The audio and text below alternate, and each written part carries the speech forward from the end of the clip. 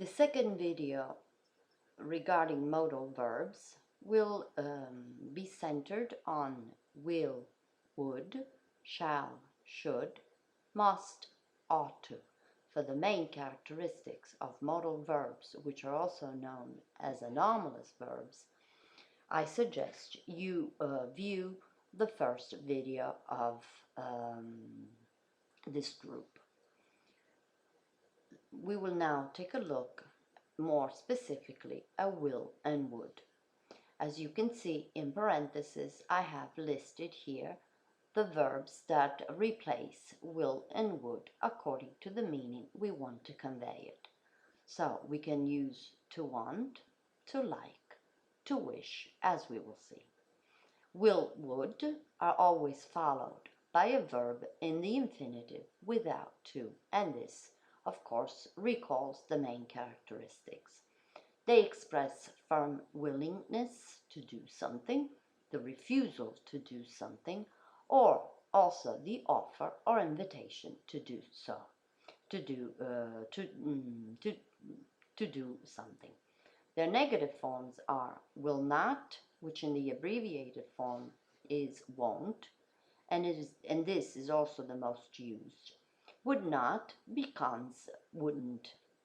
Will is used only in the present tense. He will have his own way. He won't talk. What will you have? Tea or coffee? As you can see, we are expressing three different ideas. In the first case, there is the firm decision of always having a personal way in doing something or in achieving an objective, the firm refusal to talk in this case, and in the third sentence, we are offering somebody something. What would you have is another way of saying it, or what would you like? In this case, we have used this construction, which is what will you have now? Tea or coffee? Would is used in the past conditional. He wouldn't come. How can we replace the modals will and would in all those verb tenses that we have said cannot be expressed with the modals? We can use to want when we want to replace the idea of wanting something or not wanting something. To like instead is used only for the conditional and after would.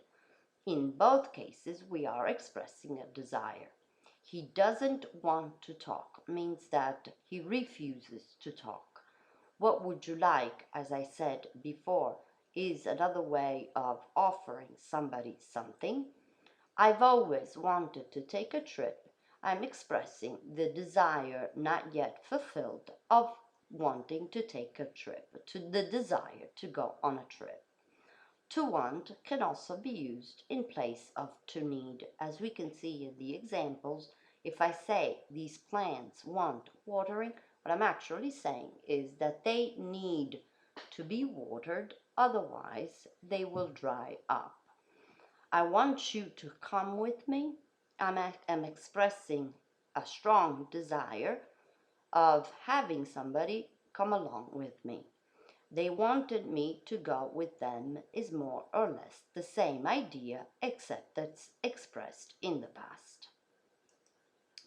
To wish is another way to replace will or would, and it is used to express a strong desire for something that is actually considered impossible to obtain. So, for instance, a dream, a forbidden desire, or even a regret. With to wish, we are also enabled to use the past tenses such as were, I wish I were, I wish I had, I wish I could, I wish I knew, as we can see in the following examples. I wish I were a millionaire, but obviously I am not in the condition to actually become a millionaire, so I am expressing a far-fetched desire. I wish I had your luck, meaning that the person I am speaking with is luckier than I am generally.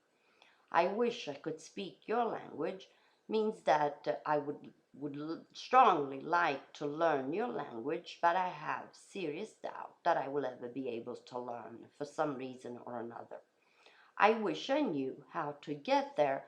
I'm expressing the actual idea that in fact I do not know how to reach a place, and I wish that I would actually know how. Shall, should, and must, ought to are similar but yet different. Let's see how they differ.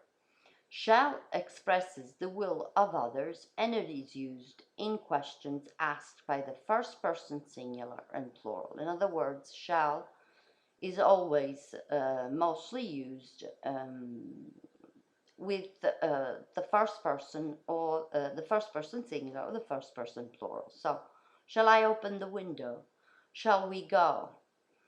It is also used, of course, in statements, but we can say that they are more common, that it is more commonly used in such questions. Should is used in the conditional, and it expresses need or opportunity as well as deduction. So you should study more is meant to express the idea that the person I am speaking to actually needs to study more. Such as in the second case, you shouldn't work as much. I am saying that the person is overworking himself or herself. That should be your mother. I am making an assumption. There is enough information for me to make the deduction that the person may be approaching or ringing the bell or phoning could be the mother of the person I am speaking to. If I say they should be here by now, I am saying that according to the information I have in my possession, these people, they should already have been here.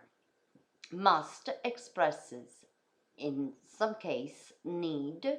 We must hurry or we will miss the train. In other words, it's an obligation that we carry out unless we want to miss the train. Must you go so soon is a question asked to convey the idea that I would actually prefer that the person would stay longer.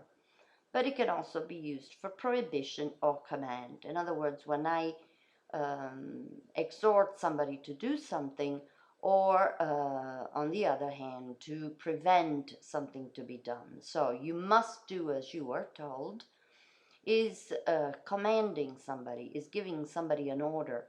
Or if I say cars must not be parked here, I'm underlining the fact that perhaps there is such a prohibition. It is also used for assumption and probability. It must be 1 o'clock. You must be very hungry. According to the information I have, the time has already run along, and it must be late or it must be 1 o'clock for some reason or another, and I have enough information in my possession to say that the person I'm speaking to should be hungry, is hungry. The conditional past is formed with should plus have plus the past participle of the main verb. As we have also seen in the previous video, you should have told me you were coming, but you actually didn't. Should is also used in if clauses to express assumption, speculation, or probability. It can, in some cases, be replaced by word to. So I can say, if you should be late, please phone me. Or, in the second case, if it should rain or if it were to rain, we wouldn't go out. I'm expressing a condition. Ought to is used in the conditional form, and it is used to express necessity, opportunity, or assumption. You ought to study more. In other words, you need to study more. That ought to be your mother, deduction. They ought to have been here by now, assumption, speculation. Therefore, we have analyzed all the different peculiarities of modal verbs, and we've also underlined in this video the importance of these verbs that, as we can see, are greatly used and allow us to express different different features of the characteristics that are specific to modal verbs.